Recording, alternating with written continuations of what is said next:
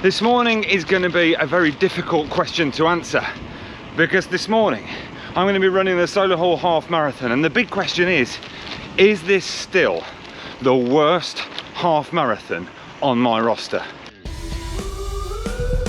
And you find me travelling to Solihull Half Marathon in the only way I know, the green way, down the cycle lane, because I try to do my bit for the environment, although, as I often say to my own children, it's your problem. Now, I told you that the Solihull Half Marathon 2022 was the worst half marathon on my race roster, and it was true. Okay, it was absolutely true, but I want to make this quite clear right at the start of this video. This has nothing to do with run through. I love you guys, right? From everybody in the office, Candice, Callie, I know those are genuine names, Simon, Akil, any of the rest of you, and of course my busy mate Matt Wood.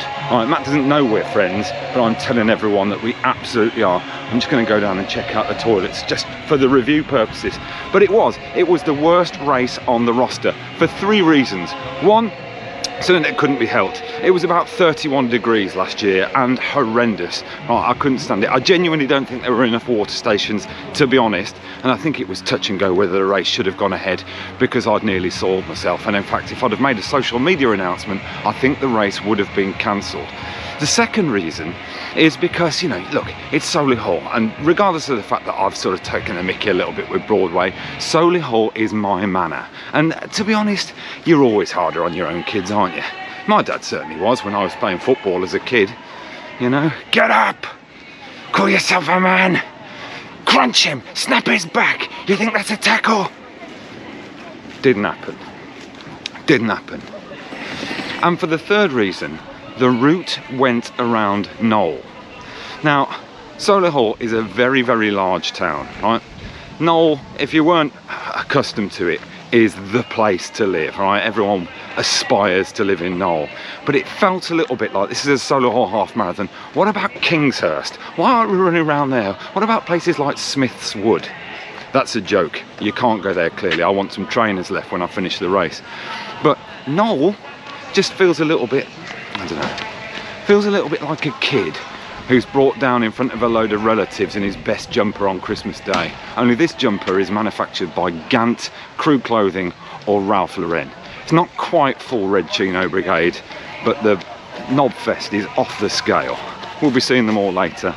Another reason is there's two races here. There's a half marathon and there's a 10k, and they throw the 10k runners out on the half marathon course about 2 miles before the end. So you can be running around having a great time. 2 miles before the end, all of a sudden you've got about 50 people, but 3 abreast, with washing machines on their back. You know, very odd. I don't particularly like it. I like charity, but I don't like that. Now look, Matt, if the rest of this race goes tits up from an organisational point of view, you've done really well with the Thunder boxes. There are a copious amount. I'm impressed. Tick. We've got crapping in stereo, left and right. I'm only having a wee. Now, the other cool thing about running is you hear quite a lot of running banter at the start. Well, I say it's a cool thing about running. I don't particularly like it, but there was some banter going on. There's a lot of talk about an undulating course, and one man has just turned around to a lady and said, "Oh, that's life, isn't it? Life's undulating." All right, mate, don't want your life story. It's supposed to be a bit of fun for all of us. You know, we all have ups and downs. Bloody hell. I also am feeling slightly nervous today because so far, and I'm very proud of this, so if it comes across as a boast, it is. Every road race I have done, I only did it once before. I broke 130 once. This year, every single road race that I've done in under 130. Last year, I did this in about 140 something. I could barely finish. I'm thinking it was because of the heat. Now I'm nervous. I'm doing everything, as usual, that they tell you not to do. New trainers. Right, the Adizero Pro 3s. You're not supposed to wear new trainers for the first time in a race day. I'm doing it. All right, so there's that. I played golf yesterday, the Jimmy Davis Memorial Cup. All right, great day. Thanks for sorting that out, Rog. It was brilliant, but I walked about 10 miles on the golf course and I've hurt my back and shoulders. So look, those are the injury excuses out of the way. The other excuse is I haven't really taken care of myself. As I say, you spend 10 days in Cornwall. I'm not joking. I had a Cornish pasty on a daily basis. All right, mate. How much your Cornish pasties, mate? You just tell us how much your Cornish pasties there. These ones here. Not the giant ones, just the small and medium ones. Oh, they'll be £2, sir. £2 for that Cornish pasty. Oh, that's very good, isn't it? I'll have 5 of those. £37.98, my friend. Thank you, young man. I've stored my equipment firmly in the nitro. It has been locked. That lock there is from Poundland. It's not really a lock. I think it locks, but I think you could probably pull it apart quite easily. Don't tell potential thieves. Do you know, I'm probably going to head into the race village. I hate myself for doing it, but I think I'm gonna. The woman on the mic has already tried to whip people up. Who's here for a half marathon? A lot of people were confused at that and actually thought that they were supposed to be in Touchwood, so didn't have the desired effect. And now she wants us to do a warm-up. Won't be doing it. Right, so we've gone into the 1:30 pen and they've just rather dramatically, over-dramatically, walked us through the park. Now, I could quite easily have just joined the queue at my bike just to check that it was okay, but I can confirm the nitro is as yet unstolen. But yes, they dramatically walked us through Solihull town centre. A little bit like when they got Cersei Lannister. Shame, shame. Someone sent a drone up. Childish. Say hello to me, mate. There you are. Scott. Oh, good luck, Scott. We're all over this. We're all over this. Right, and we are off finally. There was a car that actually drove up here. Now, how'd you get that wrong? Drove up here. But anyway, we're off and running, literally. Oh, foul move this morning. Oh, isn't this nice? Warm applause. Right. Can't wait to get to Knoll. Just coming up to Solihull Sixth Form College. Nearly 30 years ago. Great college, but didn't monitor attendance, which was an opportunity I grabbed with both hands. There we go. Now, we're not full Knoll yet, but we're sort of Knoll. And these guys, I've been to see their baristas, all barristers, tax evasion. This high street will be teeming with Solihillians. I used to work there, Christmas Tree Farm. Great.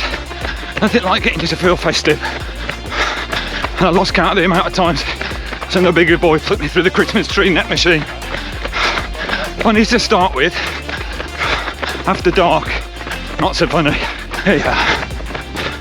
Boston Ford used to hang around here as a nipper, catching fish. All I needed was a net and a bucket. You know, salmon, trout, use contraceptives.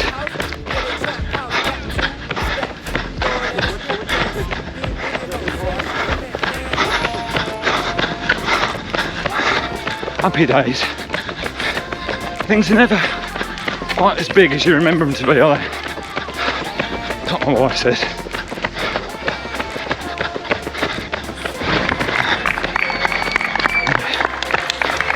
Coming through Knoll.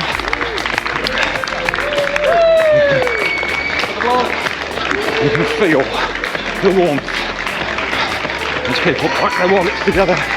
There they all are. I'm not a shoe fanatic, but I saw a few pair of boat shoes there. And even though it started to drizzle, can't be too careful, it's slippy on deck in Knoll. Right, now the circus starts. Right, they throw, I've got nothing against 10k runners, but they throw them now onto the same narrow track. I've grafted 10 miles and now I'm playing dodgems. really annoys me. I think my friend Jude. Go, Stanley, go! Jude. Great effort.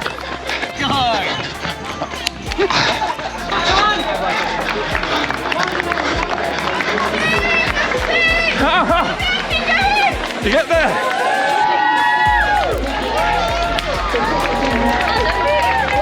We're in. 10Ks finished on a Sunday morning. Lush weather for it as well, keeping you cool whilst you're running. Gemma, Derek, Julian, Tim, plus that finish line. Great work, well done Sophie, Michael and Connor as well. Putting in the effort today together. Bernadette and Lucy, George, there's so many of you flying across that finish line and you're all incredible. There we are. Now, when I'm out of the safety of people, I will answer that question about whether this was the worst half marathon. So look, Race Village, I'm going to say good. Right, I mean, you've got, I think, live music. And if it's not live music, it's a quality cover CD they've got. They've got 80s classics. They were doing The Power of Love. There was Johnny Be Good at the moment. All quality. Right, Race Village, great. Malvern Park is a great place to do it. Toilet Watch, 10 on 10. That is copious amounts. Even the warm-up wasn't that irritating, although I took no part in it whatsoever, obviously.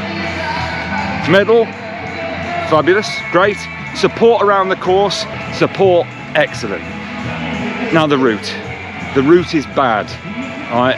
It is a single road, essentially, in and out of Solihull, and a little loop round Barston. I've got fond memories of Barston, but it is basically a steady uphill before getting back into the viper's nest of Knoll. Right? Although the support was good in Knoll, to be fair.